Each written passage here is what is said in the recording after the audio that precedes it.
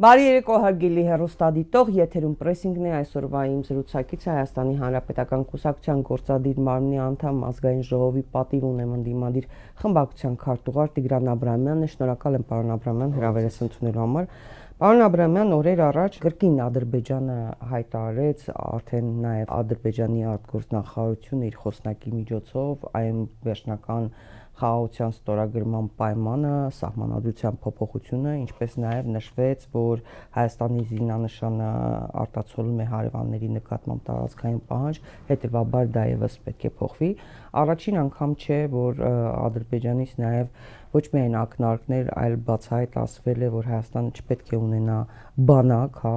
չպետք է այդքան զենք գնի, ձեռք բերի, Ադրբեջանը նույնիսկ եվրոպական երկրներին է պահանջներ ներկայացրել, որոնք վաճառում են այս պահին Հայաստանին եւ այլն եւ այլն։ Դուք ինչ եք կարծում զորակոչի հետ կապված այս փոփոխությունները, որոնք առաջարկում է իշխանությունը, ԿՊ-ական հայտնի շիշ բռնող մականունով Հայկ Սարգսյան պատգամավորը, արդեն որերորդ անգամ, արդյոք դա այս շղթայի մի մաս է։ Ըստ էության նրանք հայտարարում են, որ խուսափում են ծառայություններից, չնայած նաև բարձրացնում են այն վճարները, որոնցով կարող են ազատվել, կներկայացնեմ հետագայում, նախ քաղաքական մասը հասկանանք, սա այդ շղթայի մի մաս է, Ադրբեջանի պահանջների մեջ է տեղավորվում։ Այն, որ Ադրբեջանի համար խիստ կարևոր կետ է Հայաստանի ապառազմականացումը, դա տարբեր առիթներով հնչել է եւ հնչել է ամենաբարձր մակարդակով։ Դրա համատեքստով նաև Հայաստանին վաճառվող սպառազինությունը եւ հատկապես հնդկական զինատեսակների Հայաստան ներկրումը այս տեսանկյունից Ադրբեջանի համար բավականին մեծ աղմուկ է, Ադրբեջանի համար առիթ եղել մեծ աղմուկ բարձրացնելու։ Իհարկե Հնդկաստանի վրա Ադրբեջանը ազդելու մեծ հնարավորություններ չունի, հիմնականում դա անում է Հնդկաստան-Պակիստան այդ արճակատման համատեքստում, քաղաքական հիմնական հայտարարություններով կամ քարոզչության մակարդակում, բայց ակնհայտորեն Ադրբեջանը աշխատում է։ Մյուս ուղղությունը դա Ֆրանսիան է, որտեղից թեև մեծ քանակության սպառազինություն Հայաստանը չի ստանում, բայց քաղաքական եւ ռազմական աջակցության տեսանկյունից Ֆրանսիան մշտապես եղել է ակտիվ եւ հատկապես այս փուլում ադրբեջանական թիրախավորման տակ է։ Այդ ամենը բերվում է եւ ամբողջացնում է այն սոուսի մեջ, որ Հայաստանին սպառազինությունների մատակարարումը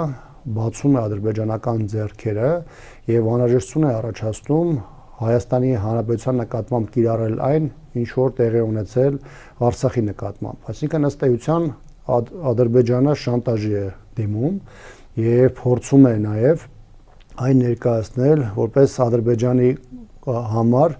այսպես ասեմ, պատերազմական գործողություններ սկսելու լեգիտիմության համատեքստում։ Հիմա այս տեսանկյունից պետք է նայել այդ նախագծին ինչ առումով։ Հիմա տեսեք, երբ որ մենք խոսում ենք զինված ուժերում այս կամ այն փոփոխությունների մասին, պետք է հասկանանք, թե դրանք ինչ ազդեցություն ունենում զորքերի մարտունակության վրա, ինչ ազդեցություն ունենում զորքերի բարոյական վիճակի վրա, եւ մեր համար շատ կարեւոր ուղղություններից մեկը դա զինված ուժերի համալրումն է, որի խիստ խնդրալուց լինելու հանգամանքի մասին նույնիսկ իշխանությունն է որոշակի պարբերականությամբ խոսում։ Հիմա այն ինչ որ այսօր տեղի ունենում այդ նախագծի համատեքստում, սա ոչ միայն խնդիրներ է առաջացնելու բանակի համալրման մասով, այլ խնդիրներ է առաջացնելու նաև հասարակության ներսում եւ գաղափարական եւ սոցիալական բևեռացման տեսանկյունից, որովհետեւ տարանջատվելու են առանց այդ էլ այս իշխանության օրոք հասարակության մեջ արկա տարբեր խմբերը եւ կոպիտ ասած ունևորներ, չունևորներ, հարուստներ, աղքատներ, մարդիկ, ովքեր հնարավորություն են իրենց տղաներին ազատելու եւ չազատելու, եւ դա զուտ սոցիալական համատեքստում չի մնալու, որովհետեւ պատկերացրեք իրավիճակ, երբ որ միևնույն Բաքվում, միևնույն Թաղում, միևնույն համայնքում լինելու են մարդիկ, ում որդիները գնալու են պարտադիր ժամկետային ծառայության, գնալու են վարժական հավաքների, Աստված մի արարցել, լինելու է պատերազմ, գնալու են պատերազմի եւ լինելու են մարդիկ, ովքեր չեն գնալու։ Իհարկե իշխանությունը փորձում է ցույց տալ, որ 20 միլիոն վճարելու եւ 1 ամիս ծառայելու պայմաններում դիտարկվում է այդ մարդկանց պահեստազորում ընդգրկելու հանգամանքը, բայց 1 ամսում անհնար է իրականացնել այնպիսի պատրաստություն, որի պայմաններում մարդը հնարավորություն կունենա հնարավոր ռազմական գործողությունների ժամանակահատվածում պարզապես ներգրավել այդ գործողությանը։ Եթե այդպես է, մի ամիս դարձրեք, վերջացրեք բոլորի համար, չէ՞, եթե հնարավոր է մեկ ամսում այդ հմտությունները ձեռք բերել։ Ես սա դրան կանդրադառնամ, իրականում դա նույնիսկ տեսականորեն հնարավոր չի։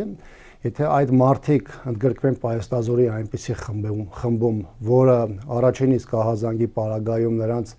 իրավունք է վերապահելու, զորակոչելու այդ գործողությունին, ապա նրանք այդտեղ պարզապես դառնալու են թիրախ եւ որևէ լուրջ մարտական խնդիր լուծելու հնարավորություն չեն ունենալու։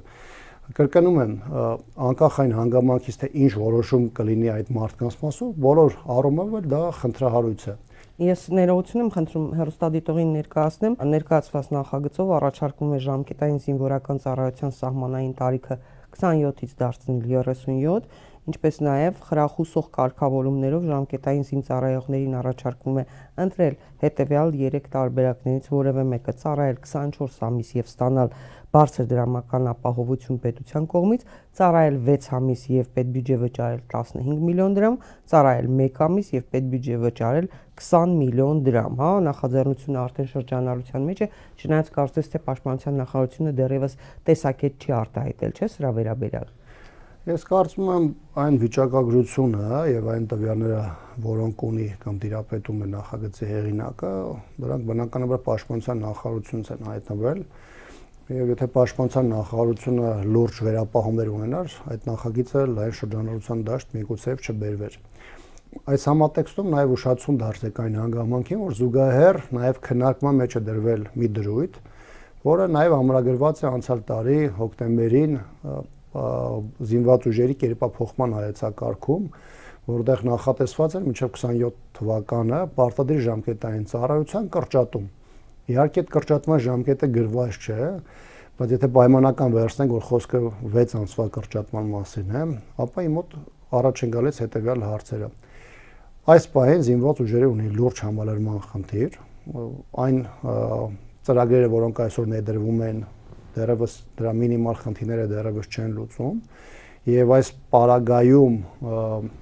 պարտադիր ժամկետային ծառայության ժամկետի կրճատումը որևէ չափով 6 ամսով կամ 1 տարով բավականին խոցել է դարձում Հայաստանի Հանրապետության անվտանգության համակարգը։ Կրկնում եմ, համալրման լուրջ խնդիրների պարագայում գնալ նաեւ պարտադիր ժամկետային ծառայության կրճատման ճանապարհով դա պարզապես նշանակում է ըստ էության բանակի կրճատում, այսինքն տրամաբանորեն գալիս ենք այն հիմնական պահանջների, որոնք նաև հնչում են Ադրբեջանի կողմից, երբ որ դուք ձեր հարցադրման մեջ դրա մասին հիշատակում եք, եւ ըստ էության ուզենանք թե չուզենանք, գիտակցված թե չգիտակցված, պարզապես դրան գալու է եւ այդ փոխկապակցումը իրար հետ լինելու է։ Ստացվում է ծառայում է Ադրբեջանի նպատակներին։ Այս իրավիճակում այդպես է դառնալու։ Մի կարևոր հանգամանք է կա, որը միգուցե ավելի քիչ է քննարկվում, դրա բարեհոգեբանական մասը եւ գաղափարական, որոնք իրար հետ փոխկապակցված են։ Աղքատներն են գնալու, հա, հայրենիքը պաշտպանել։ Դրանից բացի, տեսեք, հիմա մարդկանց ինչ են ասում։ Այսօր զինված ուժերում ծառայությունը, բացի որ դա սահմանությամբ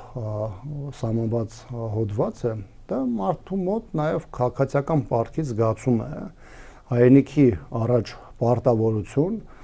որը իրականացվում է նվազագույնը պարտադիր ժամկետային ծառայության միջոցով։ Մենք այդ նաև հարված ենք հասցնում այդ քաղաքացիական նաև գիտակցությանը եւ հայրենիքի նկատմամբ պարտքի գաղափարին։ Թող որևէ մեկ ինչ չհամոզի, որ այդ գումարները, որոնք տրվում են, դրանք կարող են տրվել այլ երկու այլ անձանց, ֆինանսավորել նրանց պայմանագրային ծառայությունը եւ այլն եւ այլն։ Նախ սկսենք այն հանգամանքից, որ այնպես չէ, որ Հայաստանը մարդկային ռեսուրսի առումով ունի անսպառ ռեսուրս, որը կարելի է անընդհատ դրա հաշվին պայմանագրային բազա ապավել եւ երկրորդ ոչ պակաս կարեւոր հարց է, իսկ ով է ասում, որ Հայաստանի Հանրապետությունում կան այդքան մարդիկ, ովքեր այդքան մեծ ցանկություն ունեն, նույնիսկ 50 կամ 100,000 ավել աշխատավարձի պարագայում ընդգրկվել զինվորական ծառայության մեջ, որովհետև այն իրավիճակը, որը հատկապես բարեհոգեբանական առումով ստեղծված է մեր երկրում,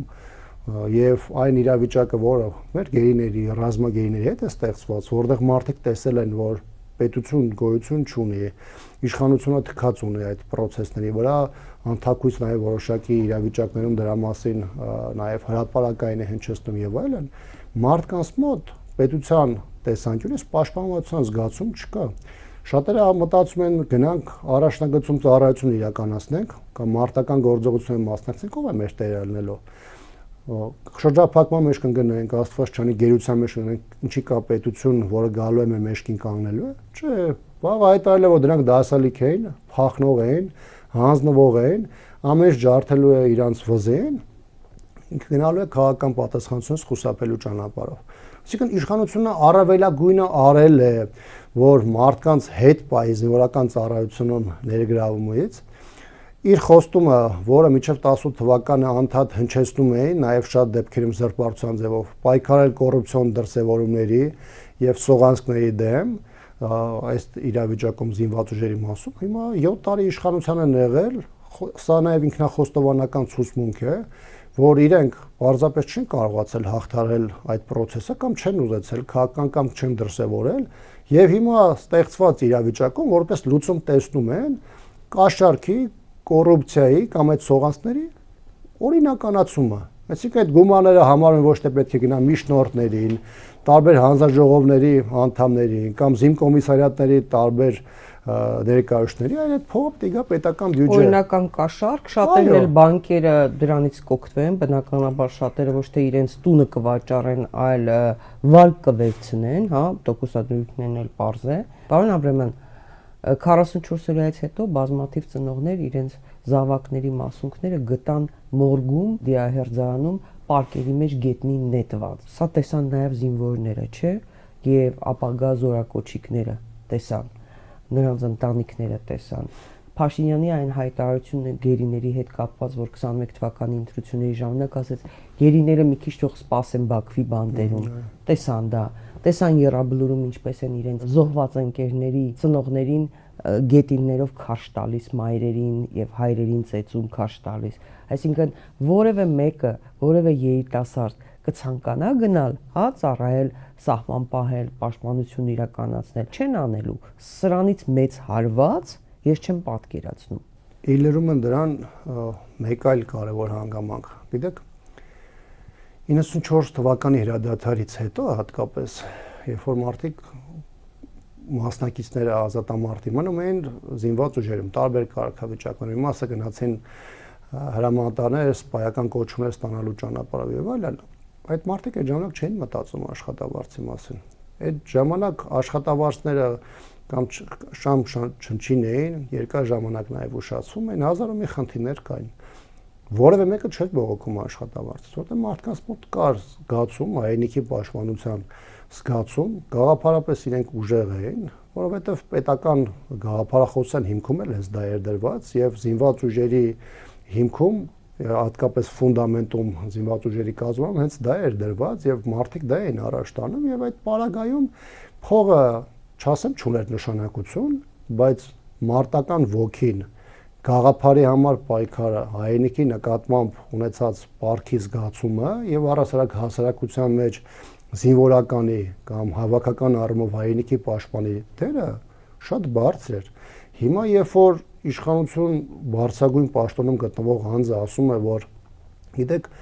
զինծառայողը մենք աշխատավարձ ենք տալիս, ինքը ապրում է, նրան դիտարկում է որպես սովորական աշխատող ու ասում է, գիտեք, մեր համար հերոսը դա հարկ վճարողն է,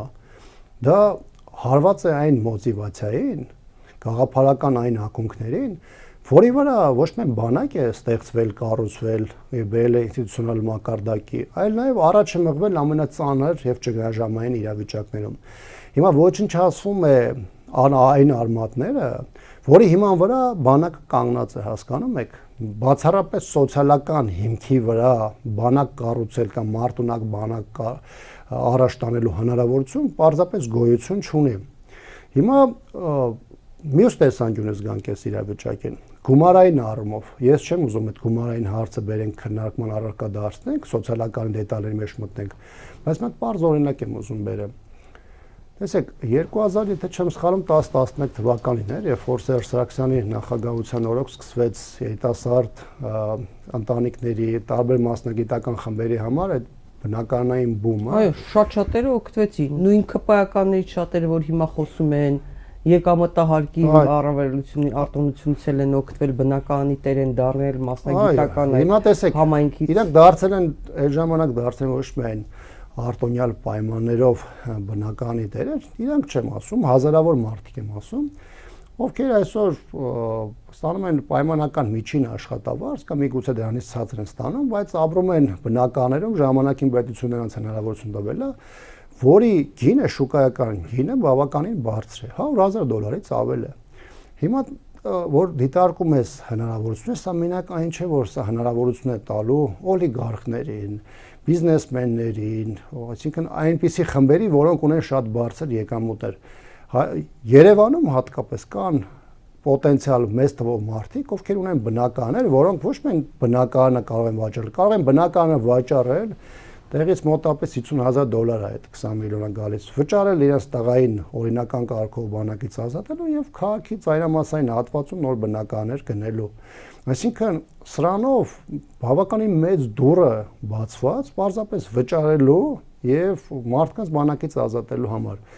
Հոգեբանությունը այս պայն, որ դրվում է հասարակության մեջ, արդեն իսկ խնդրալու է։ Դու ձեռք ես բերում ես, դեպքում դու կորցնում ես բանկն է շահում, հա? Այդպես է ստացվում։ Դե, այստեղ այդ բանկինը դաժե կարող է երկրորդական դեր, այդ բանկերի հարցը մի կողմից նկատի ունեմ,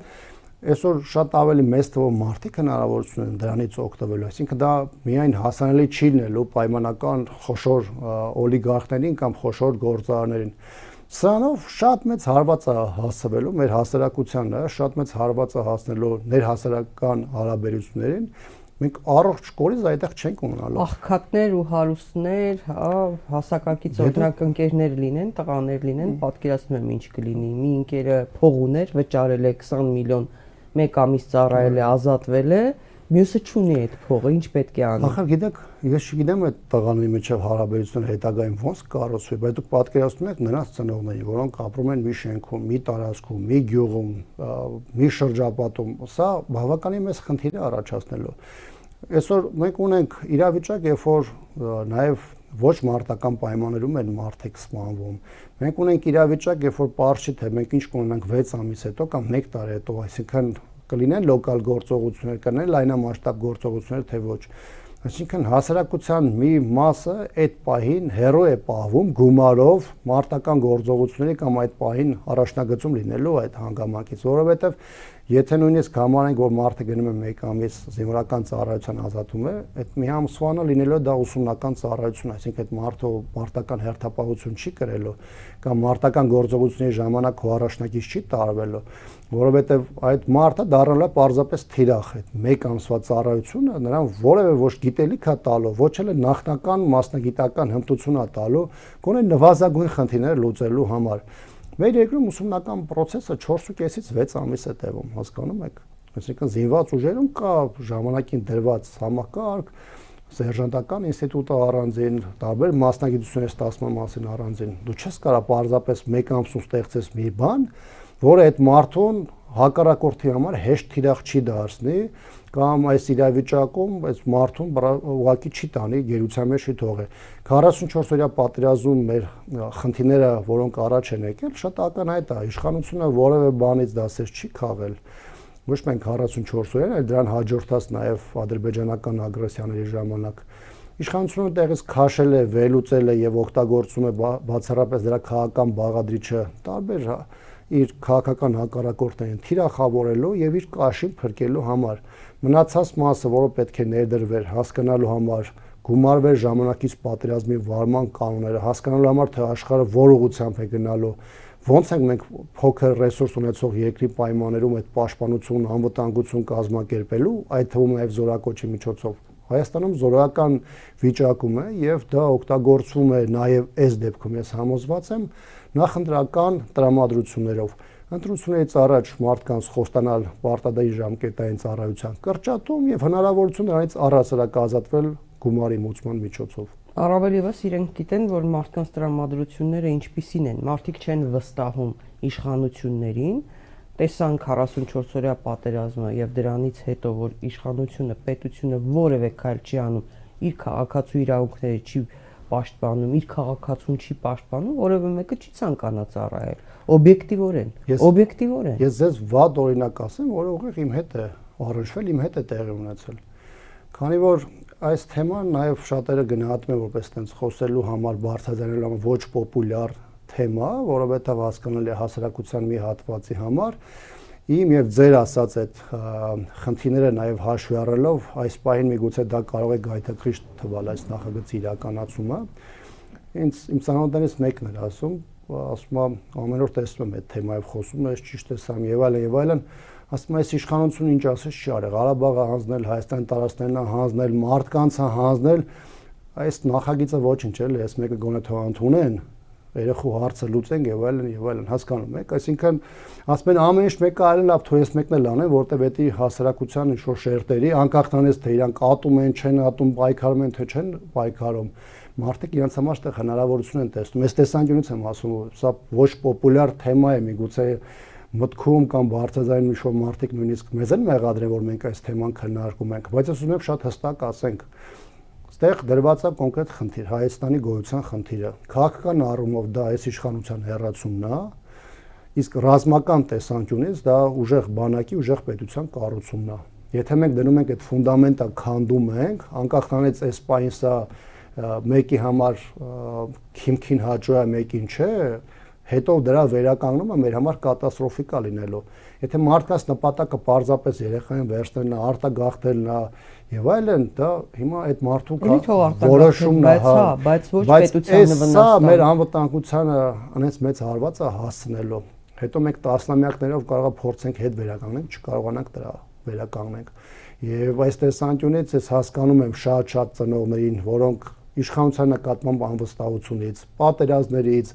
այս իշխանության վերաբերմունքից ելնելով տարբեր ձևերով փորձում են խուսափել, բայց այդտեղ դրանով որևէ հարց չի լուծելու։ Այդ խնդիրը լուծելու համար կրկնում եմ, սրանց պետքա պրոստը դուրս շպատել իրենց աթոռներից եւ Հայաստանում կառուցել պետություն, որտեղ զինծառայողը կլինի իր առաքելությանը համարժեք դիրքում, զինծառայողը հնարավորինս կլինի պաշտպանված եւ առաջնագծում էլ կունենանք զինված ուժեր, որոնք Հայաստանի եւ հայ ժողովրդի խաղաղությունը հնարավորինս արժանապատիվ ձևով կարողանան ապահովել։ Քաղաքացուն պետք է հստակ բացատրվի։ Նախ Նիկոլ Փաշինյանը եթե նույնիսկ հենց հիմա խաղաղության պայմանագիր կնքի, չնայած Ալիևը հերթական պահանջներն ու պայմաններն են ներկայացրել, ենթադրենք, ինքն է իր բերանով ասել, որ այդ խաղաղության պայմանագիրը չի կարողանալու ապահովել խաղաղություն։ Դա որևէ երաշխիք չէ, որ վաղը պատերազմ չի լինի։ Հիշեցնում եմ, արգելի հետևորդներ, Տավուշում, երբ որ քաղաքացիները, բնակիչները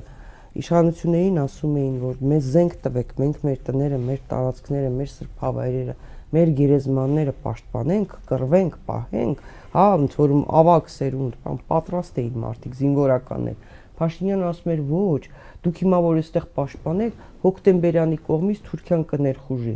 այնպես որ ասում էր որևէ ձև չեք կարա պաշտպանել։ Հիմա ենթադրենք նույնիսկ, եթե գլխատվում է բանակը, ես չգիտեմ ում վրա է հույսը։ Իրենք հաստորեն Ռուսաստանի Դաշնակցային հարաբերությունները վնասել են, սահմանների հարց ունենք պաշտպանության, չէ, որոշ հատվածներում, որտեղ ամբողջությամբ չեն էլ կարողանալու ապահովել։ Այդպես չի ստացվում։ Իրենց ներկայացրած թվերով քանի տոկոսն են կարողանալու մեր սահմանների պաշտպանել։ Տեսեք, թվային բան չասեմ, ինչի համար եմ ասում, իհարկե ահագին կա տեղեկություններ, որոնք իրանից ըստ էության նաև գաղտնիք պարունակող տեղեկություններ են, որին ես ինքս իմ կարգավիճակից ելնելով օրինակ կարողանում եմ ծանոթանալ, բայց բնականաբար դա նպատակարարմա չի դրա հանրայնացումը։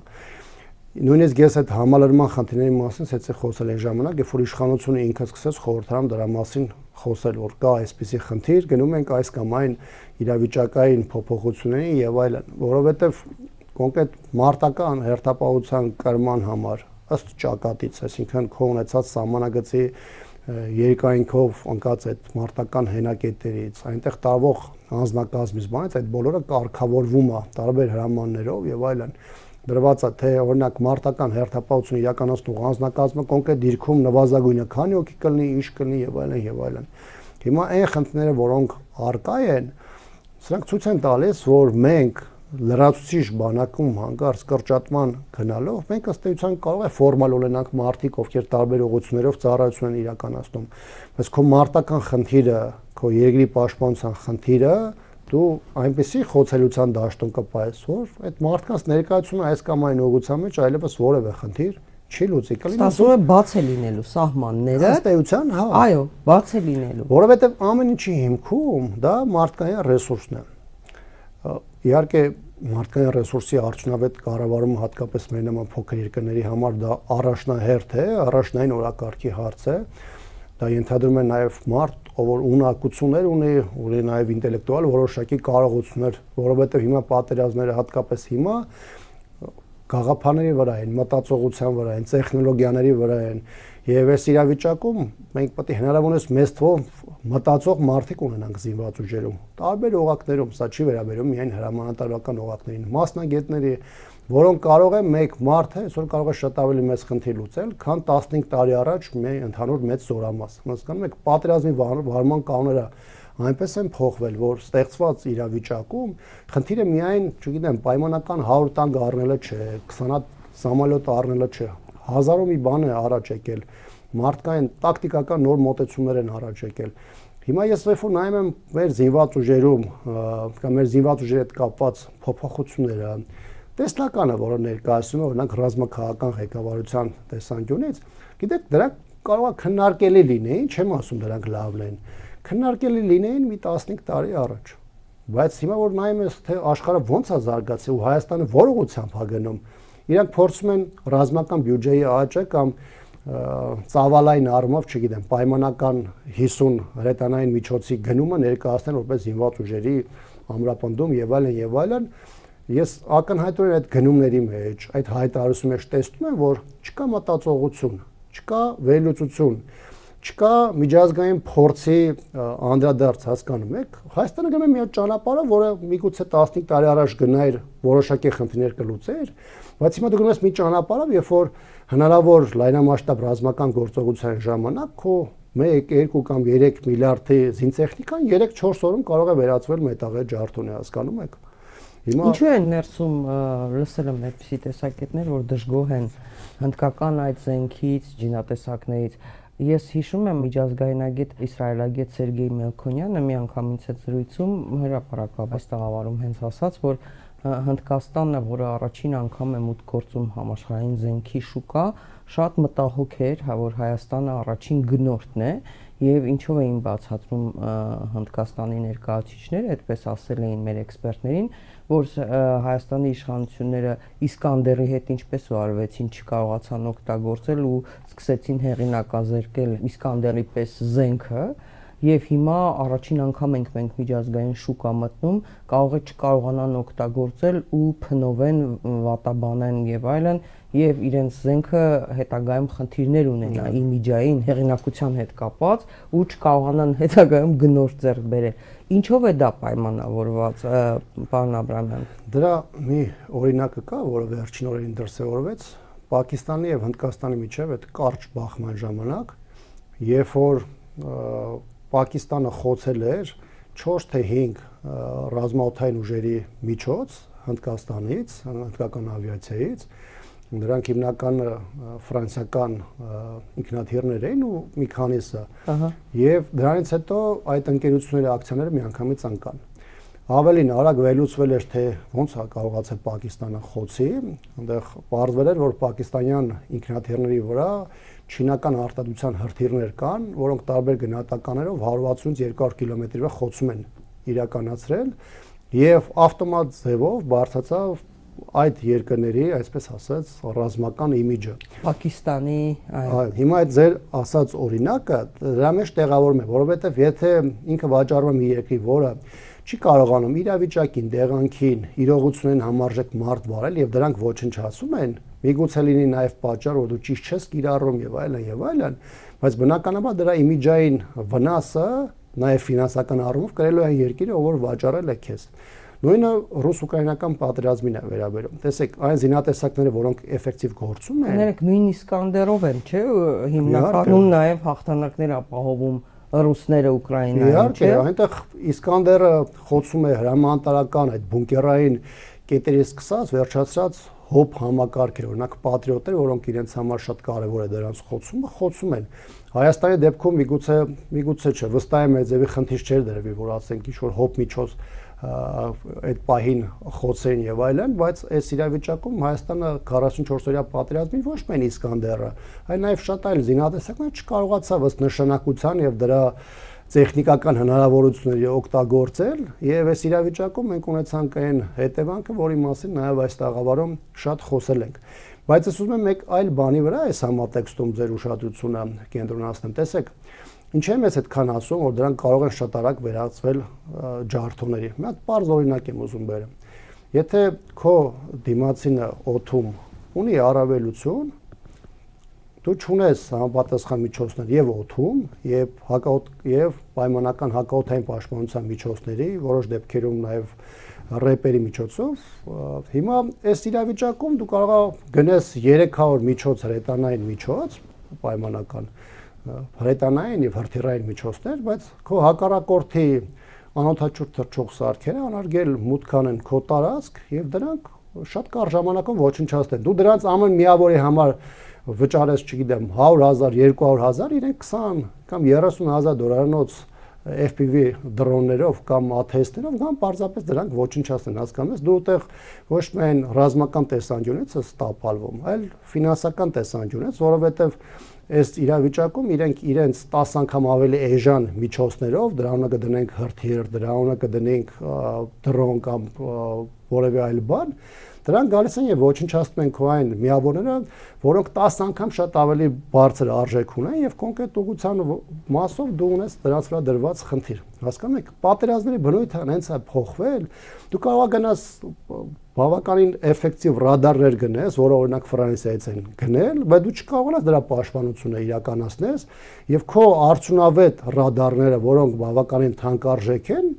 պատերազմի սկսելուց առաջիկա 20 րոպեվա կամ կես ժամվա ընթացքում վերածվում են ուղղակի մոխրակույտ։ Այդ ռադարները դրանց համար հատուկ ճանապարհներ են, չէ՞,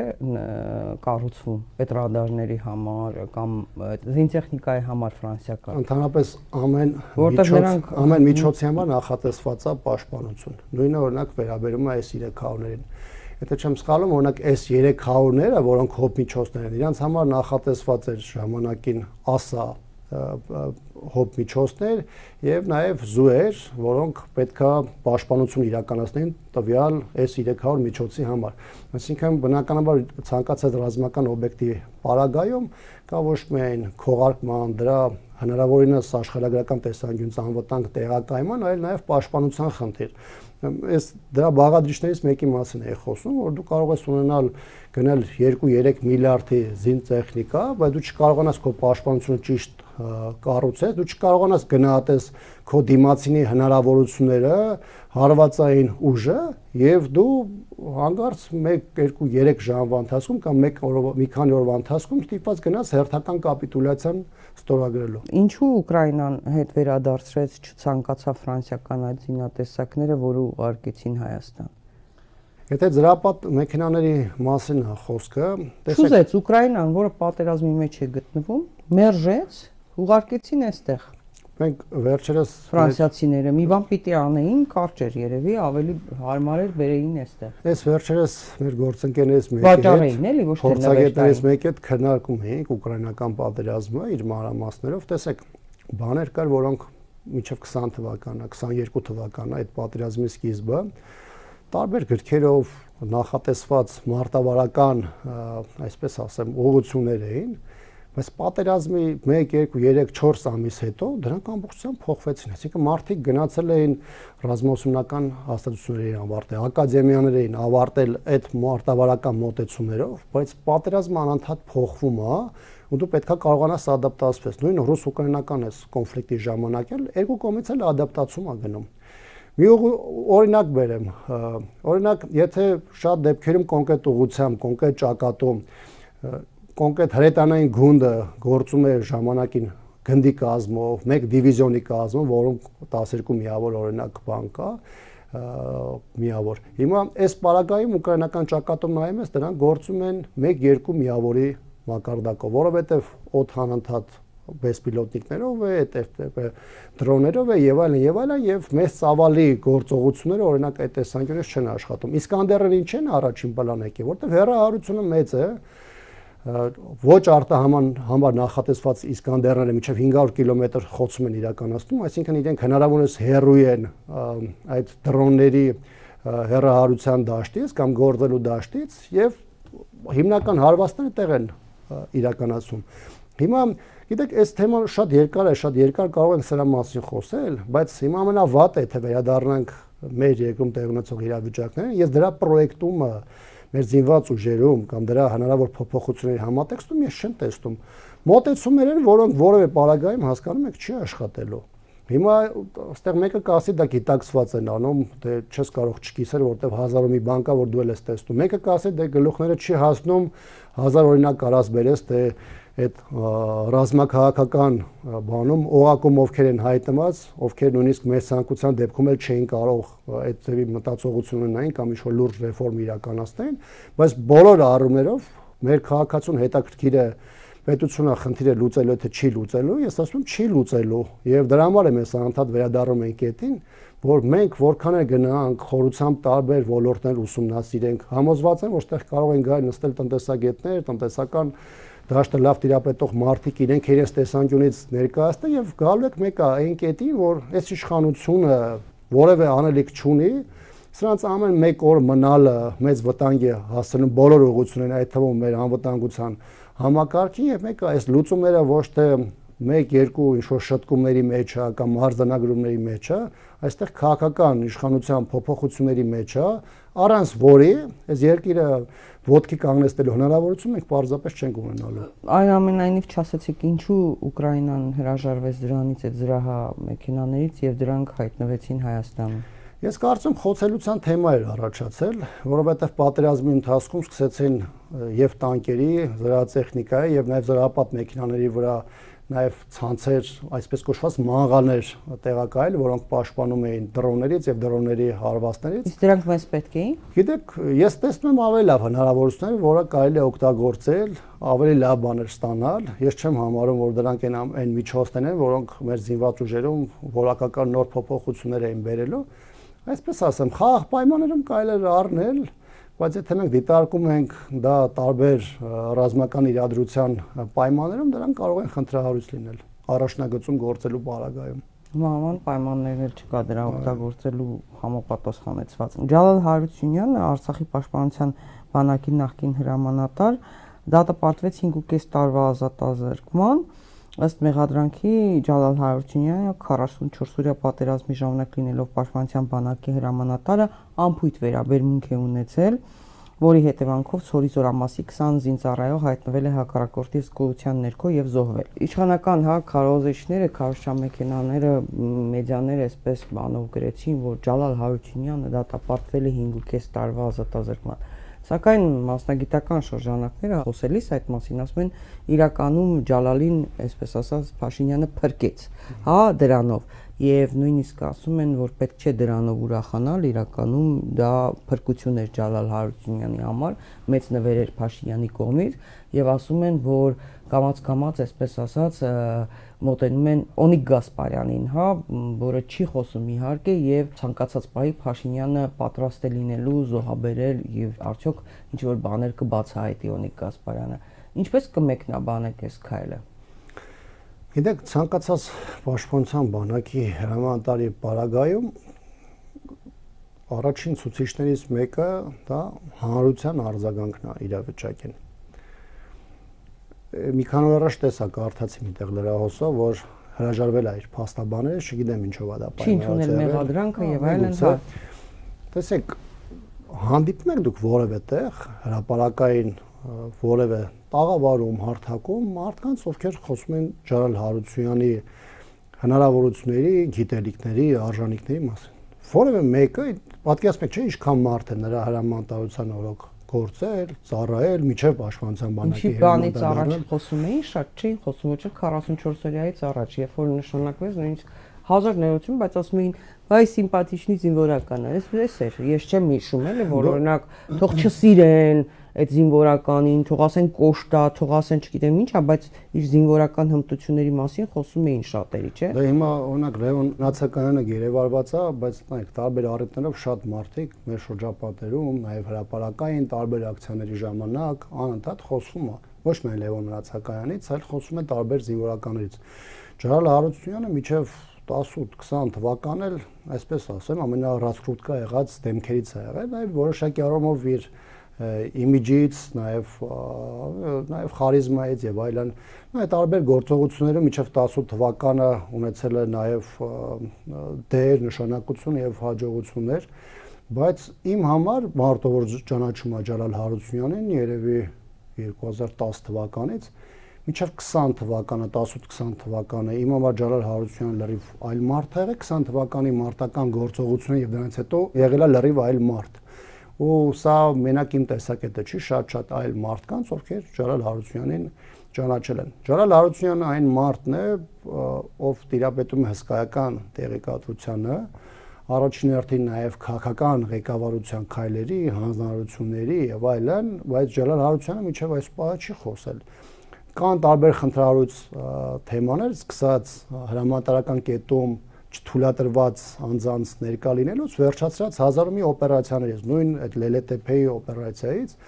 որտեղ բնականաբար պաշտպանության բանակի հրամանատարը ուներ գլխավոր դեր, անկախ նրանից ովքեր էին խորհուրդ տալիս, ինչ էին ասում եւ այլն, բայց Ջալալ Հարությունյանը միջև հիմա չի խոսում դրա մասին։ Որում Բարթել Սեյրան Օհանյանի որդու վրա զինվորական։ Տեսել եմ նաեւ դա հաշվառել եմ, օրինակ ես տեսա մեղադրանքը, որը իջեցված էր եւ կապված էր ոչ միայն նրա, այլ նրա ենթակայությամբ գումարտակի հրամանատարի վրա եւ այլն։ Դրա բոլոր մանրամասներին բնականաբար ես չեմ տիրապետում եւ այդ նախաքննությանը համապարփակ թվող մարդիկ են մասնակցում, բայց խոսվում է մի հատ մեծ օպերացիայի մասին, հակահարվածի մասին, որը իմ կարծիքով եւ տարբեր մասնագետների գնահատականներով եղել է որոշիչ, բացական առումով որոշիչ նշանակություն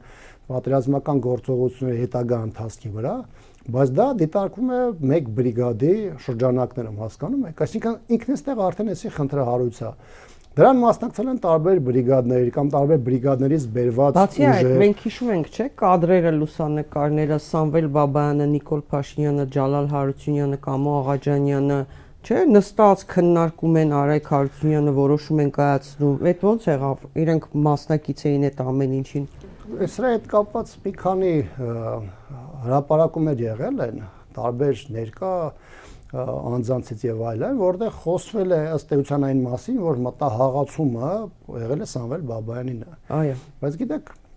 իրականացնողը պաշտպանության բանակի հրամանատարն էր, որոշումներում բնականաբար իր դերը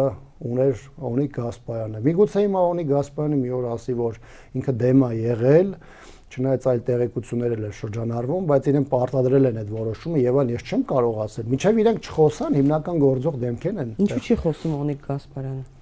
Չեմ կարող իր փոխարեն ասել, թե ինքը ինչի չի խոսում, բայց ես կարծում եմ, որ ինքը մտածում է, որ Փաշինյանի իշխանության օրոք ինքը ինչ էլ ասի, դա որևէ ձևով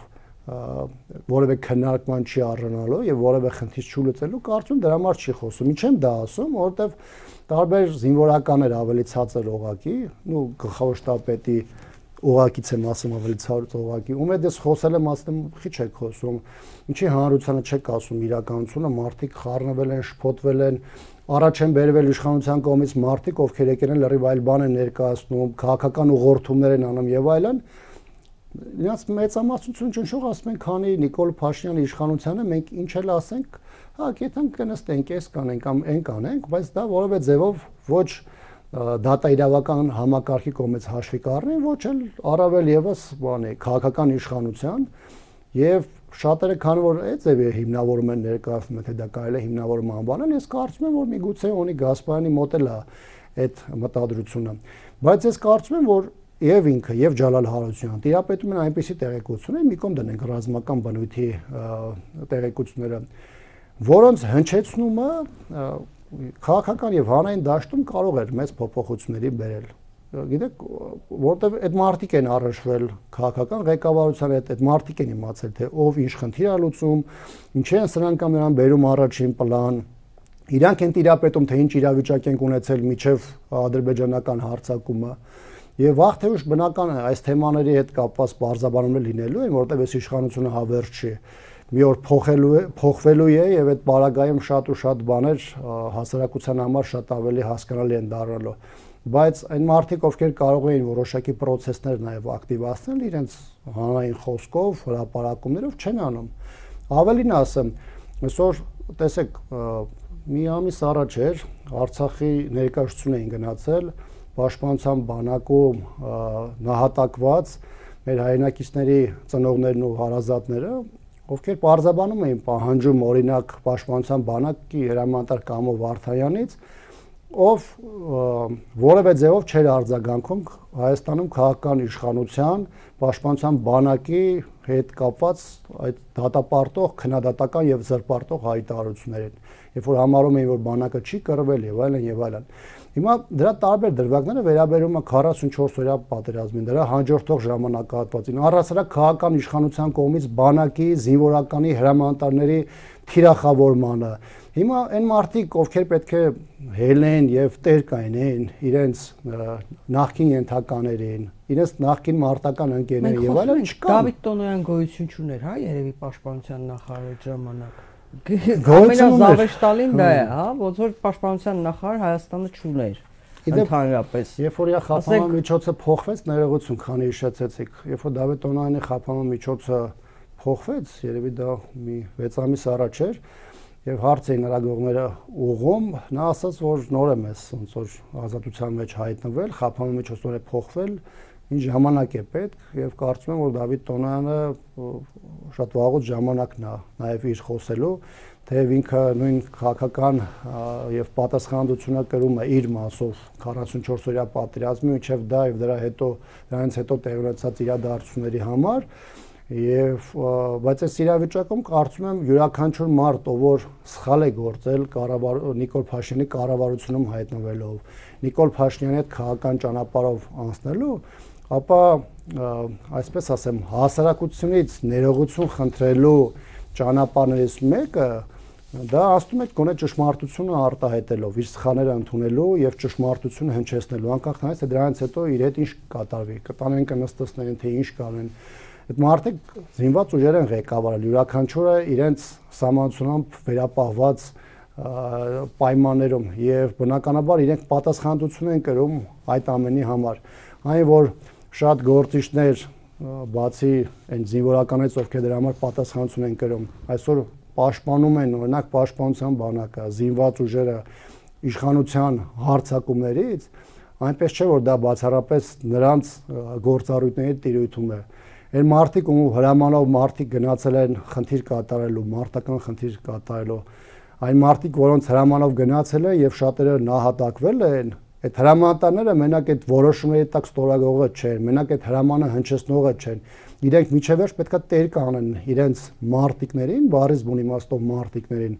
Առավել եւս, երբ որ այդ մարտիկների ծնողները, ովքեր մեր հասարակությունում պետք է ունեն ամենաբարձր դերը, այսօր անընդհատ գտնվում են իշխանության թիրախավորման տակ։ Հիմա գիտեք, մարտական դրոշ վառելով ու փախնելով չի լինում, էլի, որը Պաշտպանության բանակի դեպքում ասում են Պաշտպանության բանակի հրամանատարն է նման հրաման տվել։ Մարդ պետք է նվազագույն արժանապատվության զգացում ունենա, որ իմանա ինքը որտեղ է հայտնվում եւ ինչի համար պատասխանատվություն։ Հրամանատարներին հա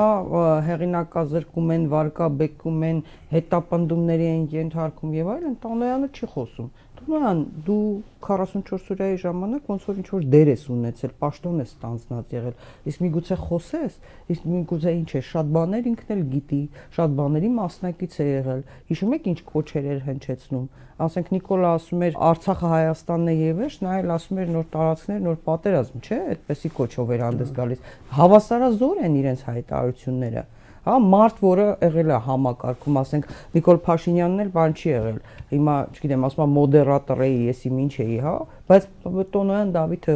բան է եղել, պաշտպանության ոլորտից է եղել։ Չի հասկացել այդ ինչ հայտարարություն է անում։ Մարդեր ուղարկում Սփյուռքում բացատրում էին այդ քարոզով էին զբաղվում, նոր տարածքներ, նոր պատերազմ։ Հետևաբար մենք խոսում ենք, ես ինձ բռնացնում եմ նրա վրա, որ ոնց այդ ժամանակ Հայաստան պաշտպանության նախարար չի ունեցել։ Չի ունեցել, հա։ Իհարկե ունեցել է։ Դե ինձ հետ եմ ասում։ Եվ եթե հաշվենք, որ մի ընթացք երևի 2 տարի կամ միգուցե ավել եղել է անազատության մեջ, հիմա ազատության մեջ է եւ կարծում եմ բոլորն էլ հնարավորություն ունեն նույնիսկ անազատության մեջ գտնվելով իրենց խոսքը հնչեցնելու։ Հիմա մենք Արմենի դեպքում, Աշոտյանի դեպքում տեսել ենք, չէ՞։ Արմենն էլ 15 ամիս գտնում էր կալանավայրում, բայց երբ որ ուներ հնարավորություն օրենքով իր խոսքը արտահայտելու, հոդվածների, չգիտեմ, ինտերվյուների կամ մեկ այլ ձևով արտահայտել, այսինքն երբ որ մարդը ասելիք ունենում է,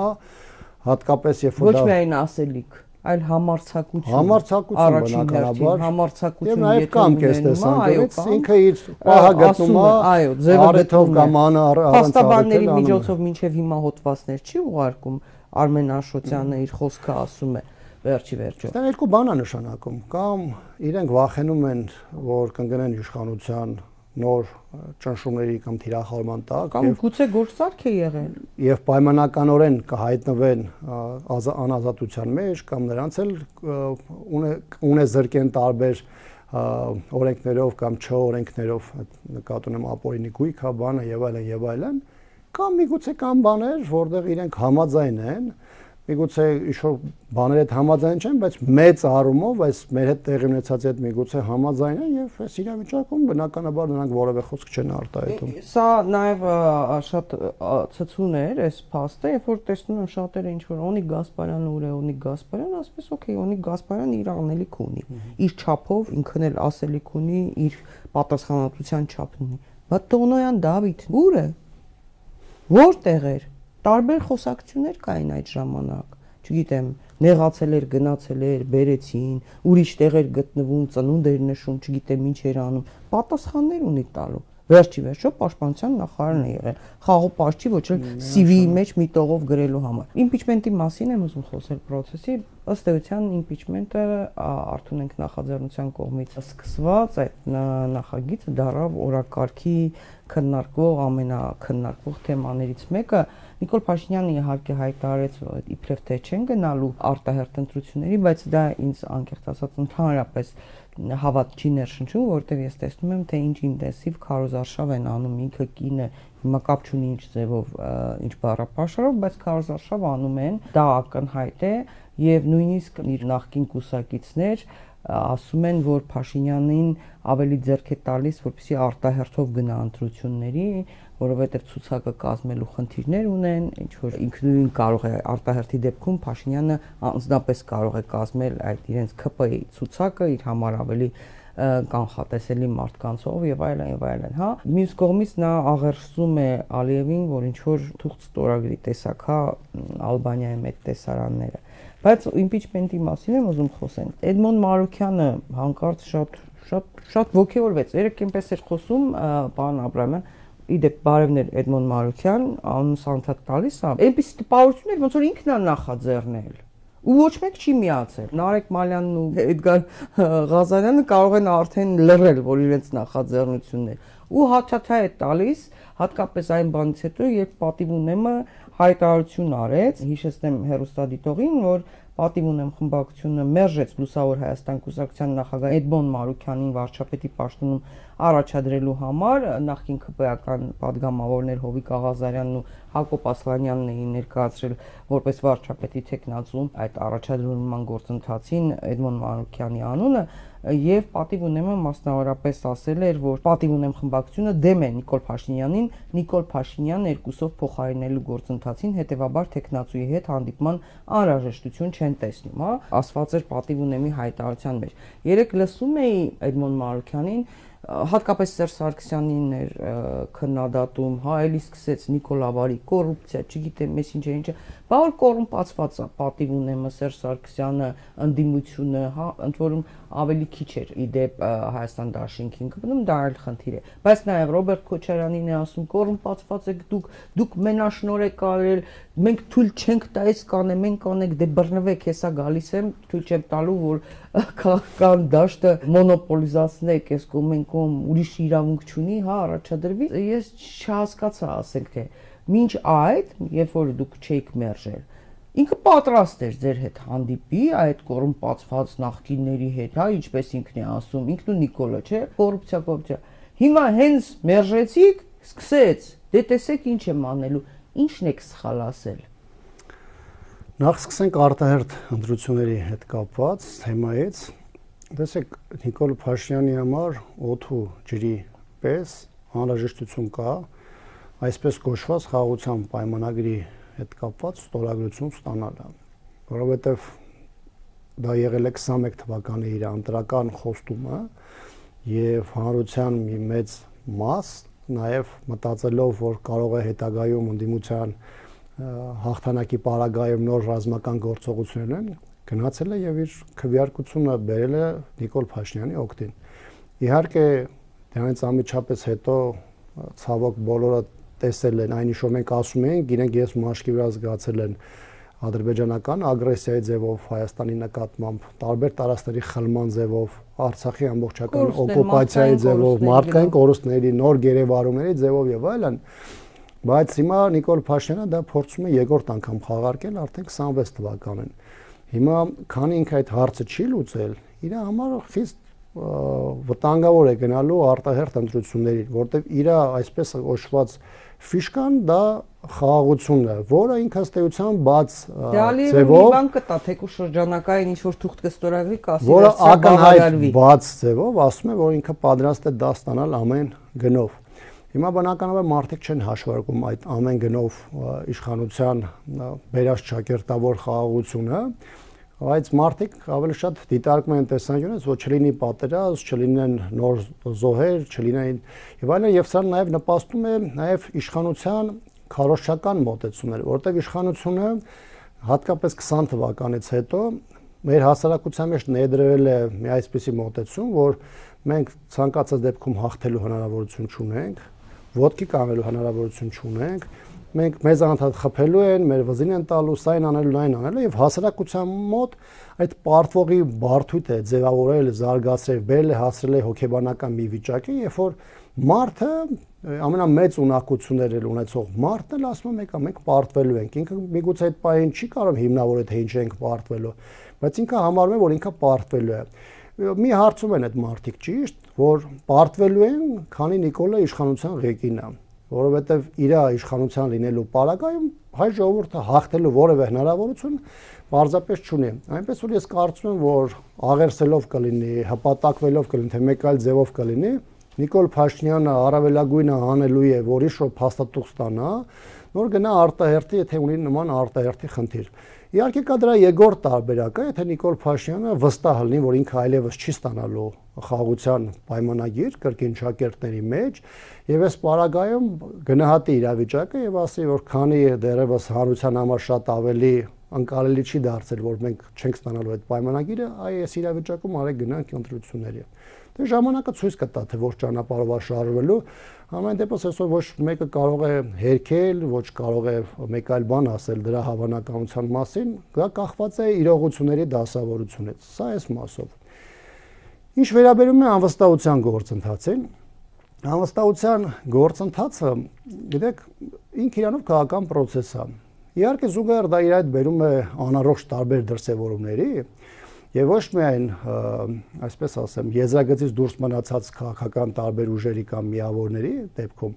այլ բերում է նաեւ ներընդդիմադիր հատվածում։ Յուրաքանչյուրը դա յուրովի է ընկալում, յուրովի է մեկնաբանում, բայց ինչ ունենք մենք այսօր մեր իրողությունների մեջ։ Տեսեք, անվստահության հայտման այդ գործիքը դա օրենքով նախատեսված այն հիմնական գործիքն է, որը հնարավորություն է տալիս գնալու, այսպես ասած, վարչապետի փոփոխության։ Մի կողմ ենք դնում ընտրական process-ները այս տեսանկյունից։ Հիմա 20 թվականից հետո ընդդիմությունը տարբեր դասավորումներով, տարբեր ֆորմատներով, տարբեր մարդկանց, նաև լիդերների ներգրավվածությամբ ձեռնարկել է փողոցի միջոցով իշխանափոխության հասնելու տարբեր process-ներ։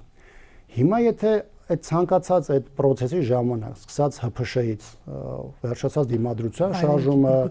այո, սրբազան շարժման ժամանակ, եթե առաջնորդվենք այն մոտեցումներով, որով այսօր նաև օդում կախված նաև կա այդ տեսակետը, որ հավանականություն կա, որ կարող է չստացվի, ապա որևէ շարժում չպետք է ձևավորել, որևէ գործողություն չպետք է անել, առասարակ խորհրդարան չպետք է գնալ, որովհետև այն ինչ որ անում է քաղաքական ուժը կամ քաղաքական գործիչը, համարում է, որ սա անում է, որովհետև սա նպաստելու է այս իշխանության այս կամ այն ճանապարհով հեռացմանը։ Հիմա մենք տարբեր փուլերում եկել ենք 24 թվականին իմպիչմենտի մասին քննարկում եղավ, երբ որ գիշեք մայիսի 9-ին Բագրատ Սրբազանը արդեն երթով հասավ Հանրապետության հրապարակ, այդ օրը նաև կոչ արեց հանդիպման խորհրդանի ընդդիմադիր ուժերին, այդ հանդիպմանը ես էլ եմ մասնակցել եւ այդ վերջին անգամ ոնց որ շատ ավելի մեծ ծավալով քննարկումը գնացել էր այդ ժամանակ, թեև տարբեր գործիչներ, այդ թվում Էդգար Ղազարյանը տարբեր փուլերում նաև այս թեմայի մասին հանրային խոսել է եւ այլն, բայց հաշվի առնելով պրոցեսների գեներացումը կամ որոշակի պրոցեսների էփելը, դա 24 թվականի մայիսի 9-ն էր։ Մենք այն ժամանակ էլ որ հավաքվել ենք Բագրատ Սրբազանի հետ, նաև եղել Հայաստան դաշինքի մեր գործընկերները, մենք ասել ենք մենք պատրաստ ենք, այսինքն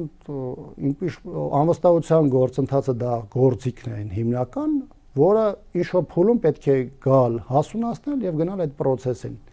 Հիմա տարբեր պատճառներով այսօր դրան ժամանակ չկա այդքան անդրադառնալու, այդ կետին չկանք չհասանք, բայց այն ժամանակ էր մեր ֆրակցիան կողմ ա եղել, ես եմ այդ հանդիպմանը նաեւ մասնակցել, այո, ես եմ նաեւ այդ ժամանակ ֆրակցիայի ղեկավարը երկրում չէր գտնում, ես եմ խոսել այդ թեմայով, նաեւ մի քանի շաբաթ հետո վերահաստատել ենք, որ մենք պատրաստ ենք գնալ։ Այսինքն այն, որ այսօր պատիվ ունեմ խմբակցությունը խոսում է այս process-ի մասին, այնպես չէ, որ այդպես 4 տարվա ընթացքում որևէ բան չէր եղել, մեկ է հոп հելանք ասացինք, մենք գիտեք, sense բան էլ կար։ Այսինքն սա տարբեր փուլերում քննարկվել է։ Ուղղակի եղել է փուլ, որը էֆաշ եղել, եղել է փուլ, որ զուգահեռ process է եղել, ոչ վնասի։ Հիմա գիտեք, կողքից ասում են, գիտեք, սա եթե չստացվի 6 ամիս հետո եթե ուզենանք ինչ-որ բան անենք, չի ստացվելու։ Ախր 1 տարի հետո ընտրություններ է։ Եթե ես իմանամ կամ եթե որևէ այլ ուժ կամ գործիչ գա, ասի, որ գիտեք, մենք սեպտեմբերին process ենք ծավալելու,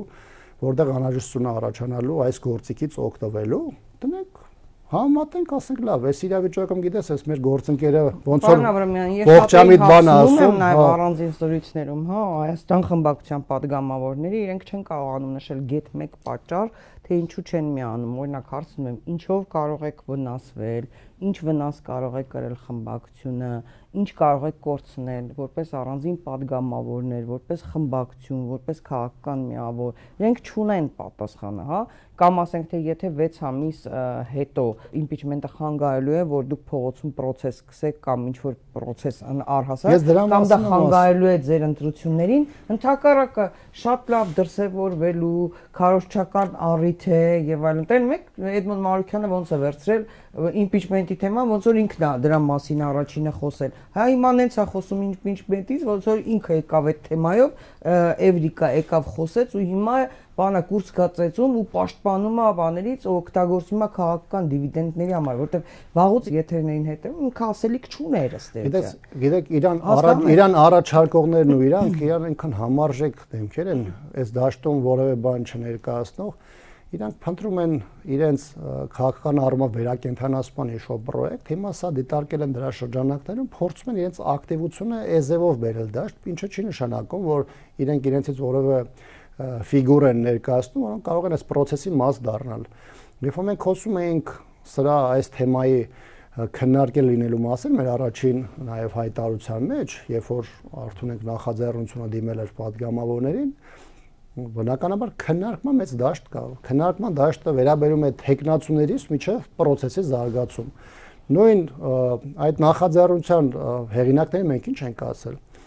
Երբ որ մենք խոսում ենք տեխնացուի մասին, մենք պետք է հասկանանք, չէ՞, տվյալ իրավիճակում ով կարող մտնի այս թեմայի մեջ, որովհետև մի մարդը կարող է առաջին համար, պայմանական եմ ասում, առաջին համար արդյունավետ լինել ընտրական process-ում, մեկը լինել փողոցային բաների ժամանակ, գործողությունների ժամանակ, մեկը ստեղծված իրավիճակում կոնկրետ անվստահության գործընթացի, իհարկե կարող են համընկնումներ լինեն։ Հիմա ես չեմ տեսնում անկեղծ ասած վնասը։ Հիմա եթե տեսնենք, որ մեր ֆրակցիան սանից վնասում, մենք ինչի ենք մտնում process-ի մեջ։ Ի վերջո կա գործիք սահմանված։ Հիմա եթե որևէ մեկը գար մեզ ողջամիտ այլ տարբերակ ներկայացնել, ասել՝ «Տղեկ ջան, արեք ոտնրս կախ գցենք»։ Սեպտեմբերի մենք process պետք է անենք, Ունդեղ կարա հոկտեմբերի ամսին մեզի պետք գա։ Մենք կդնենք, խոսենք, հասկանանք, տենանք որն է շատ ավելի իրականության մեջ ողջամիտ տարբերակը, գնանք այդ տարբերակով։ Ինչ են համարում impeachment-ը Քոչարյանի դեմ ուղղված բան։ Ես չգիտեմ, ճիշտ ասած, չեմ կարող մեկնաբանել։ Ես իսկականից ուզում եմ հասկանամ, չեմ կարողանում էլ ինչ որ ռացիոնալ բան գտնեմ։ Ես անկեղծ ասած չեմ կարող ասել, միգուցե եղել է հայտարարություն կամ ինչ-որ պատգամավորներից մեկը կամ թիմակիցներից մեկը ինչ-որ բան է ասել ողջամիտ, որը ես չեմ լսել, ես ինքս չգիտեմ, ես չեմ հասկանում ինչով է դա պայմանավորված։ Համենայն դեպս ես տեսնում եմ մեկ այլ բան, տեսնում եմ, որ կան մարդիկ, ովքեր այս մոտեցման հետ համաձայն չեն։ Ես տեսել եմ նաև Հայաստան ֆրակցիայի հայտարարությունը իր բոլոր երևացող եւ չերևացող այդ առանձնահատկությունների ներքո, բայց ես չեմ հասկանում, թե դա ինչ է հանրապետականին թիրախավորման բան դարձել, նախաձեռնություն դարձել, որտեվ աչքից ձախից անվստահության գործընթացի հետ կապված տեսնում եմ մեղադրանքներ, պատիվ ունեմ խմբակցությունը միացել է, սա նախընտրական է, սա ուղղված է այս ուժին կամ այն ուժին։ Արս սրա մասին խոսել ենք, կա դաշտում ավելի ողջամիտ առաջարկ։ Հիմա չգիտեմ, կարող է հռետորական է հարցս։ Ես չեմ տեսնում այս բանը դաշտում։ Ըստ էության Ռոբերտ Քոչարյանն էլ, հա, անդրադարձավ իր թիրախավորմանը, անդրադառնալով ՀՀԿ-ին, մեջբերեմ նրա խոսքը, ասում է, հենց իրենց շեֆը ասեց հանգիստ թողեք Քոչարյանին, առաջին հերթին սա պետք է կուսակիցներին վերաբերեր, հետո կուսակցական շրջանակներից ավելի դուրս։ Հետո նաև ասում է, որ իմպիչմենտի թեման առաջ տանողները թիրախավորում են իրեն, նկատի ունենալով այն նախաձեռնողներին եւ աջակցողներին եւ մասնավորապես նշելով հանրապետական կուսակցության անունը։ Նա նշեց, որ թիրախավորվելու իմունիտետ ունի, ինքը չի խոսում, բայց իր մասին խոսում են, հա, այսպես։ Այսինքն առաջինը հանրապետականն է թիրախավորել կամ հա, սուր արտահայտվել։ Հանրապետականը Ես 18 թվականից հիշում եմ այն մարդկանց, ովքեր հիմա Հայաստան Դաշինքի հետ են եւ Ռոբերտ Քոչարյանի կողմնակիցների շարքում են, ովքեր եւ պայքարում էին Սերժ Սարգսյանի դեմ, Սերժին էին մերժում եւ նաեւ, հա, մասնակցում էին այդ process-ներին, հիմա ես չեմ հասկանում կամ գրառումներ էին անում, ինչ հետ էլ, մինչև 18-ն էլ դեմոնիզացնելով, բան, CVKM էին էլի աշխատում։ Գիտեք, 20 թվականից հետո հատկապես հանրապետական եւ Սերժ Սարգսյանի դեմ մշտական պայքար էին հրապարակային ծավալու մարդիկ, նույնիսկ այն ժամանակ, երբ որ մենք նույն երկրորդ նախագահի թիմակիցների հետ տարբեր հրապարակներում էինք, տարբեր քերակատարողական հիմնարկներում էինք, տարբեր փողոցներում էինք եւ այլն, միասին պայքարում էինք, բայց մշտապես հանրապետականի դեմ այդ հարվածները որևէ պայմաններում չի կանգնել։ Ես հասկանում եմ, գիտեք, կան 2018-ի դրանից առաջ ու հետո ուժեր, ովքեր մտածում են, որ 18-ից հետո հանրապետականի հարցը լուծել են, եւ նրանց համար, այսպես ասեմ, շատ վատ անակնկալ է եղել, որ հանրապետականը որոշակի վերակազմավորումից հետո իր մրցունակությունը, իր նշաձողը պահպանել է, 21-ի ընտրություններում խորհրդան անցել, քաղաքական դաշտում ուզենան թե չուզենան հիմնական օրակարգ ստեղծողներից է դարձել։ Հիմա եթե դա իրենց մրցակցության տեսանկյունից անհանգստացնում է, դա իրենց խնդիրն է։ Ես կարծում եմ, չեմ ուզում առանձնապես կենտրոնանալ երկրորդ նախագահի հայտարարություններին, դրանք մեկնաբանել, որովհետև գիտեք, իմ համար դա շատ տհաճ է, ես չի ուզենա, որ մենք այս թեմայի մեջ մտնենք, առավել եւս երկրորդ նախագահի հետ։ Ես չեմ էլ համարում, որ ինքը այն մարդն է, որ ես իր հետ պետք է գնամ ինչ-որ այդ թեմայի առումով որևէ մրցակցության կամ բանի մեջ մտնեմ։ Իհարկե իր ասածները, որ ինքը այս կամ նախորդ ինտերվյուներում հնչեցրել է, ոչ միայն համաձայն չեմ կիսում, այլ բավականին խնդրահարույց դրույթներ եմ այնտեղ տեսնում, ձևակերպումների, անձնական զրույցների այդ ճիշտ էին ներկայացված իր կողմից, ասենց ասեմ, հա, փաստերը։ Ինչի մասին խոսում էր նա, ճիշտ էր ասում։ Գիտեք, Սերժ Սարգսյանի հետ զրույցների մասին բաներ ներկայացվեց, որը ես տարբեր առիթներով հնարավորություն ունեցել էի երրորդ նախագահի հետ խոսելու, բայց ես չեմ կարող թույլ տամ դրա հետ կապված մեկնաբանություն անել, որովհետև նախ թույլ տրված չի, որ ես Սերժ Սարգսյանի եւ երրորդ անձի խոսակցությունը հիմա հրապարակեմ, նույնիսկ հասկանում եմ, որ շատերն ասում են, որ դա անհրաժեշտ է, որովհետև ներկայացել են բաներ, որոնք պարզաբանման կարիք ունեն, Ես կարծում եմ մի առիթով միգուցե Սերժ Սարգսյանը դրանց մասին խոսա, բայց նշեց, որ երրորդ անձինք էլ են եղել, հետեւաբար կարող են միգուցե, բայց ես գիտեք ինձ իրավունք չեմ կարող վերապահել իրենց զրույցը ներկայացնեմ առավելևս, երբ որ դա եղել է իրենց երկուսի, ընդհանրապես երբ որ մի մարդու հետ զրուցում ես, այդ զրույցի հանրայնացումը ես ճիշտ չեմ համարում ինքս, չգիտեմ դա քաղաքական տեսանկյունից ինչպես է դիտվում, անհրաժեշտություն է դիտվում, թե մեկ այլ բան է, ես ինքս դա տգեղ երևույթ եմ համարում, ես չեմ ուզում իմ եւ Սերժ Սարգսյանի միջև եղած խոսակցությունը այդ թվում այդ թեմաներով հիմա բարձրաձայնեմ կամ որևէ բան ներկայացնեմ։ Ամենայն դեպս այն ինչ որ ներկայացվում է հանրապետականի հետ կապված տարբեր գույներով, գիտեք, մեղմ ասած դա չի համապատասխանում իրականությանը եւ հարձակումները նրանց կողմից նախաձեռնելու առաջին հերթին այդ համատեքստում, որովհետև գիտեք 18-ից սկսած մինչև 18 թվականը հիմա էլ այդ հարձակումները հիմնականում իրենց կողմից են նախաձեռնել, մենք երկար ժամանակ դրանց չենք արձագանքել, որովհետև համարել ենք, որ մենք ուրիշ բանի վրա պետք է կենտրոնացված լինենք։ Այս վերջին 2 ամիսն էլ արձագանքում ենք զուտ իրավիճակից ելնելով, որովհետև շատերը, երբ որ սկսում ես երկար չարձագանքել, դա որպես փաստ են սկսում անցալել կամ այլ կերպ են սկսում դիտել եւ այն ինչ որ մենք անում ենք, ստիպված ենք անում, կրկնում եմ, սա տհաճ բան է, որը այդ ուղղությամբ զարգանում է, բայց միանշանակ ասեմ, որ դա իրենց կողմից է նախաձեռնվել եւ իրենց կողմից էլ զարգացվել է։ Ռոբերտ Քոչարյանը եւ ոչ միայն ինքը, հա, հարցազրույցում անդրադարձավ, բայց այլ գործիչներ էլ արդյոք էլ այդ հարցը բարձրացրել են, թե ինչու հանրապետականը պատիվ ունեմը վարչապետի տեխնացու չունի, Ռոբերտ Քոչարյանն ինձ ասում է, ինչ է պատիվ ունեմը չունի, համապատասխան որակներ ունեցող մարդիկ, հա, թե չեն ուզում, որովհետեւ հեռանկարը չեն տեսնում։ Եվ ասում է, փաստորեն հեռանկար չեք տեսնում, դրա համար էլ տեխնացու չունեք։ Ու ասում է, որևէ լուրջ տեխնացու չի մտնի գործընթացի մեջ։ Հիմա չունեք տեխնացու, դրա համար չեք առաջադրում, թե դեռ չեք առաջադրում, ինչ կարծիք կա ձեզ։ Խմբակցության առաջին հայտարարությունը, որը եղել է Արթունենք նախաձեռնության մասով, շատ պարզ, մաչելի լեզվով արձանագրել է, թե մենք ոնց ենք պատկերացնում եւ ինչ են կարծում, այդ դիրքորոշումը դրանում ներկայացված է։ Մենք այդ փուլում, այսինքն մոտ 1 շաբաթ առաջ էր կամ 10 օր առաջ էր, մենք ասել ենք, որ դեռ չենք տեսնում։ Ինչ ենք ասում դեռ չենք տեսնում։ Ինչ է նշանակում։ Որովհետեւ տեսեք, կան մարդիկ, Նարեկ Մալյանը եւ Էդգար Ղազարյանը, ովքեր եկել են ներկայացնում իրենց պատկերացումները այս process-ի հետ կապված։ Նաև հանդիպել են մի շարք քաղաքական ուժերի, այդ թվում նաև հանրապետականի հետ։ Ասել են, որ իրանք շարունակում են իրենց քաղաքական կոնսուլտացիաները կամ հանդիպումները տարբեր ուժերի հետ, որպեսզի հնարավորություն ունենան նաև հնարավորինս լայն դաշտ ստեղծելու այս գործընթացի համար։ Այսինքն անկախ նրանից, որ խորհրդամ ներկայացված է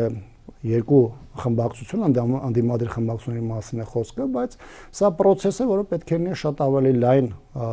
համախմբվածության պարագայում։ Եվ կա որոշակի ճանապարհներ, որտեղ իրենց պատկերացումներ ներկայացնում են տարբեր քաղաքական ուժերի հետ հանդիպումներում։ Հիմա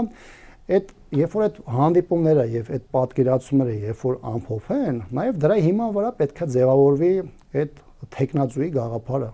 Ես պատական չի ասում, այս իրավիճակում այս մարդը կարող է լինել արդյունավետ, մեկ այլ իրավիճակում, մեկ այլ իրողությունների պարագայում այս մարդը կարող է լինել մրցունակ։ Հիմա թող այդ սաղ process-ները ամբողջությամբ էվվեն, գանք հասնենք այն կետին, երբ որ բոլոր կողմերի հնարավոր են մարդկանց, ովքեր նորմալ են համարում անվստահության գործընթացը, երբ որ կամփոփվի, դրանից էլ արդեն կստեղծվի տեխնացուն։ Այդ բանը ավելի հստակ կլինի, թե ով է տեխնացուն։ Միակ բանը, որ այս բան ես կարող եմ ասել, դա չի կարող լինել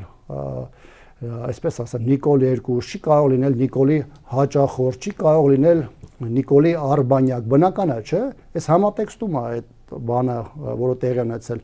Հիմա բանը Հովիկ Աղազարյանն ու իր Հակոբ Ասլանյանը։ Հա, վերջը։ Այդ երկուսը եղել են նիկոլական քաղաքական քարոզչության Այո, ամենավերջերս Հիսուսի հետ էր համեմատում։ Վատ դերակատարները։ Հիմա էլ ես լսում եի երեկվա հարցազրույց, ինքը կիսում է այդ տեսակետները, ասում է, ես գիրք եմ գրում, նա էլ է գիրք գրում։ Հիմա ասում է, գիրք եմ գրում, կներկայացնեմ, հա, շատ բաներ, Փաշինյանը ինչ կարևոր որոշումներ է կայացրել, ինչեր է արել։ Հիմա այսինքն վաղը, չգիտեմ, Ալեն Սիմոնյանը կամ Ռուբեն Ռուբինյանը ինչ-որ խնդիր ունենան անձնական, ֆինանսական կամ մեկ այլ, իշխանությունից դուրս գան ասեն մենք անվստահության գործընթաց ենք սկսում, մենք դնենք ինչ-որ լրջորեն դիտարկենք, ասենք դե գիտես, այս մարդիկ հիմա դուրս են եկել, կամ բանը այդ մյուսը, ում հիմա առաջադրել են, եղել է իր հատուկ հանրությունների դեսպանը, եղել է իր քաղաքականության, քարոզչության կրողներից, այդ իրանց հերոստանգերություններից եւ քարոզչական այդ էջերից չեր իշտում եւ այլն հիմա անցյալ տարի որոշել է որ ինքը պետքա որոշակի կերպա փոխում քաղաքականը անցնի առաջ հաշվառը որ 26 թվականի ընտրություններն են Ռուսաստանում Մոսկվայում դե որտեղ ուզում ա լինի հիմա այս համատեքստում եկել է ինքը բնական է չէ ուզում ակտիվություն դրսևորի պիտի գա ինչ որ օրակարգ փորձ ինքը օրակարգ չի կարա ստեղծի դաշտում ինքը պիտի փորձի ինչ որ օրակարգի մաս դառնա եւ այլն այսինքն մտի միտեղ որը այս պարագայում ինքը որևէ ձևով չի կարա դրա մաս դառնա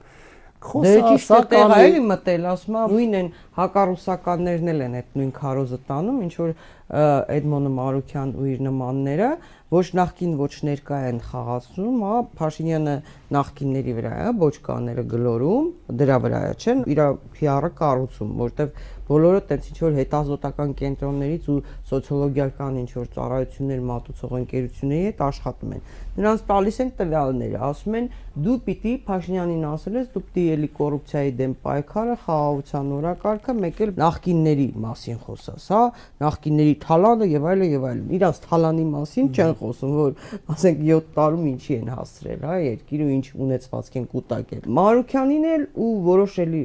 շրջանակների հետ հակառուսական շրջանակների ներկայացուցիչներ էլ կան, նրանց թեզերը սա է, ոչ նախքին, ոչ ներկան։ Դրա համար ասում եմ, ես հեսա տեսեք հələ ձեզ ինչ եմ անել, սաղ ցույց եմ տալու, հա, բանը,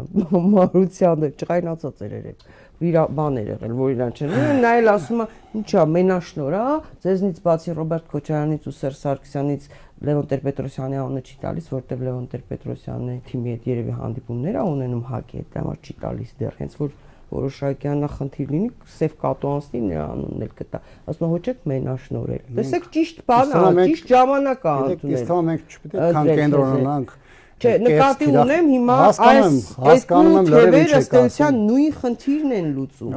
Ուզում ասեմ, այդ կեղծ թիրախների վրա այս թեմա պետք է չկենտրոնանանք, իհարկե ցավում եմ, որ նաև երկրորդ նախագահի թիմն է շատ ժամանակ մտում այդ թեմայի մեջ, որը ասում եմ բոլոր առումներով այն ինչ որ ես եմ տեսնում բավականին տհաճ է, բայց այն կողքից էլ ով որ ուզում է մտնի մատու մատանի արանքը, դե ինչքան էլ մեծ ցանկությունները մեկա չեն կարող գամ տեղավորվեն։ Գիտեք, կա հստակ քաղաքական process-ներ, այդ քաղաքական process-ներում գոնե մենք մեր մասով մեր հստակ դիրքորոշումները արտահայտում ենք եւ այս տեսանկյունից կարծում եմ մեր մոտեցումները շատ ավելի ընկալված են հասարակության կողմից, քան այն մարդկանց, ովքեր իրականում մի ընթացք խոսում մի բանի մասին, անցնում է գալիս այն պահը, որտեղ իրանք պետք է լինեն այդ գործընթացում, բայց իրանք անում են լրիվ հակառակը։ Այդ ընտրությունները չեն փախնելու։ Եթե նույնիսկ գնում ենք հերթական ընտրություններին, ով է ասում որ այդ ընտրությունները փախնելու են։ Ես կրկնում եմ, եթե մենք առաջնորդվենք, չանեք, բան 26 թվականը գալու է։ Հա, հիմա գիտեք, եթե մենք առաջնորդվենք այդ մոտեցման, որ էսիլը չի երևում, թո էսի գա սենց են, էսի սենց են, մենք պետք է 20 թվականից ոչ մի շարժման մեջ չմտնեինք, 22 թվականին չպետք է մտնեինք, 24-ին չպետք է մտնեինք։ Որևէ մեկ եղել է, որ այդ մարդկանցից որ ասել է, հեսա մտնում ենք այս process-ի մեջ 100%-ով մի շաբաթից կամ երկու շաբաթից հաջողությունը արձանագրված է եղել։ Հիմա եթե տենց լինի, պիտի ոչ մի բանի մեջ չմտնենք, չպայքարենք, չդիմադրենք, եթե նստենք տները, բայց այդ մանդատները ինչ են գնացել տենց պինդ գրկեր նստել։ Չեք գնացել Պուտինի հետ հանդիպելու, Կիրիենկոյի հետ հանդիպելու։ Ոչ, իհարկե։ Լուրջ եմ հարցնում ես, իսկական լուրջ։ Ասել եմ լուրջ ասում։ Հա, չեք գնացել։ Հա, տենում եք մարդիկ կան գնացել են, ասում են Երևան, Մոսկվա ինքնաթիռում շատ-շատերին կարելի է տեսնել այս օրերին։ Շնորհակալ եմ, պարոն Աբրամյան, շատ հետաքրքիր զրույցի համար, հարգելի հետևորդներ, հիշեցնեմ, որ իմ հյուրն էր Ազգային ժողովի պատիվ ունեմ ընդդիմադիր խմբակցության քարտուղար Տիգրան Աբրամյանը, կհանդիպենք հաջողություն ձեզ։